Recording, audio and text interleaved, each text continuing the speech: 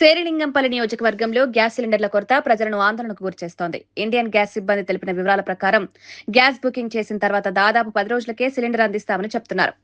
Iran, Israel యుద్ధ ప్రభావంతో ముడి చమురు, గ్యాస్ సరఫరా గొలుసు దెబ్బతినడం ఈ పరిస్థితికి ప్రధాన కారణంగా కనిపిస్తోంది. చమురు సంస్థల వద్ద ప్రస్తుతం కేవలం 10 రోజుల స్టాక్ మాత్రమే ఉండడంతో సరఫరా ఆలస్యమవుతోంది. ఈ పరిస్థితి కారణంగా హోటళ్లు, ఫాస్ట్ ఫుడ్ సెంటర్లు, టీ దుకాణాల కార్యకలాపాలు కూడా దెబ్బతిన్నాయి. వ్యాపారులు ప్రత్యామ్నాయ మార్గాల కోసం ఇబ్బందులు పడుతున్నారు. మరోవైపు గృహ వినియోగ సిలిండర్ల సరఫరాపై కూడా ప్రభావం పడే అవకాశం ఉందని స్థానికులు ఆందోళన వ్యక్తం చేస్తున్నారు.